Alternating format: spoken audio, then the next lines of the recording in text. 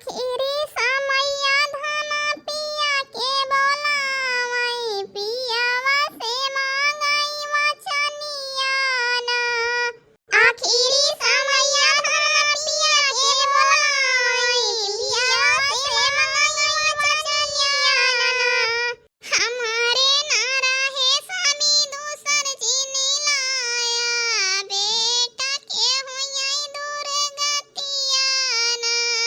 हमारे ना रहे स्वामी दूसर जीने लाया बेटा के होई दूर गतिया ना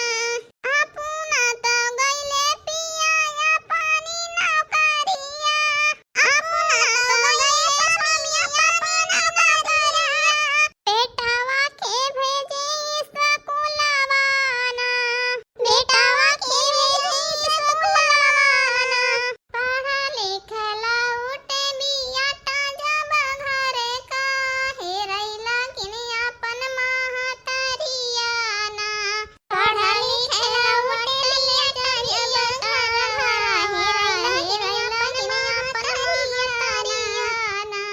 देरिया के मारे बेटा खाना मौना मांगई भूखिया से तड़पई परनवाना देरिया के मारे बेटा खाना मौना मांगई भूखिया से तड़पई परनवाना भीतरा से निकरी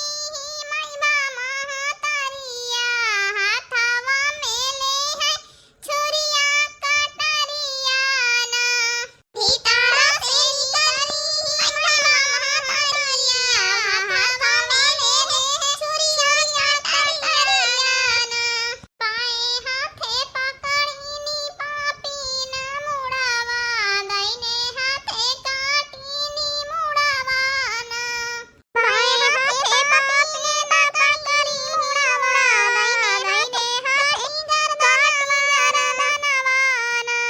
आधी राजा कई पापिन बनावई भोजनमा मुड़ावा छुपावई भूताई लवामा आधी राजा कई पापिन बनावई भोजनमा मुड़ावा छुपावई लवामा काई के नौकरिया जाओ पिया घर कला उठाले पूछै लगी बेटावा कै खबरिया ना काई के नौकरिया जाओ पिया घर कला उठाले पूछै बेटा कै खबरिया ना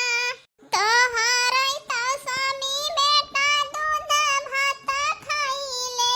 खाई के गइले घुमई बहरवाना तोहरै बेटा बेटा दूध भात खाइले खाई के गइले के बहरवाना बाई के दीदी अथनी दर्द भरी निर्वाही तो हो गाय दियो कि करिया मत छोई गवा का बताई चटकीला बहनी ऐसे निर्वाही रही तो का करी हां तो भैया बहनी हरो हमारे वीडियो में आप सबका अच्छा लागत है तो कमेंट में जरूर बतावा जे हमारे चैनल पर जी नवा हुआ जाया करे सब्सक्राइब कर लिया करा देख के छोड़ दिया करा थे ऐसे सब ही हां तो भैया बहनी हरो फिर मिलब दूसरी कहानी के साथ।